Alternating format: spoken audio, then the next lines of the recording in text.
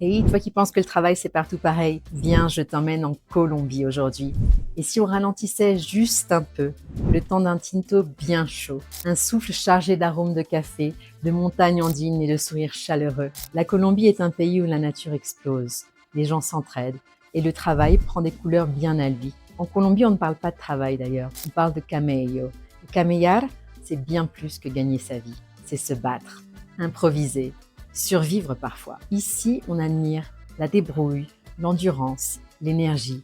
Et travailler dur est souvent perçu comme une preuve de valeur et d'engagement. Et pourtant, derrière les sourires, les chiffres parlent. À Bogota, où je me trouve, plus de 8 millions d'habitants vivent à 2600 mètres d'altitude et les journées commencent souvent à l'aube. Le temps moyen de trajet pour se rendre au travail peut dépasser les 2 heures quotidiennes pour certains Bogotanais. Le système de bus transmilléniaux, censé fluidifier les déplacements, est aujourd'hui l'un des commutes les plus éprouvants au monde. Le salaire minimum est autour de 300 € par mois. Le travail hebdomadaire vient de passer de 47 à 46 heures. 6 Colombiens sur 10 travaillent sans contrat formel. La beauté du pays cache une réalité parfois rude. Mais elle révèle aussi la capacité des gens à avancer ensemble, avec dignité. Et au cœur de cette exigence, quelque chose est en train de bouger. De plus en plus d'entreprises colombiennes s'engagent dans une nouvelle culture managériale. Certaines sont désormais certifiées Great Place to Work. C'est un label qui montre que le bien-être au travail devient une vraie priorité, ici aussi.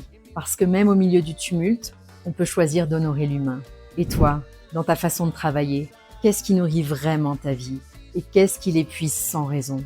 En Colombie, j'ai appris qu'on peut avoir peu et donner beaucoup, que le lien humain est un moteur puissant et que peut-être le vrai progrès ne se mesure pas en productivité, mais en qualité de présence et en paix intérieure. Dans le prochain épisode, je t'emmène dans les coulisses d'une de mes expériences professionnelles à Bogota.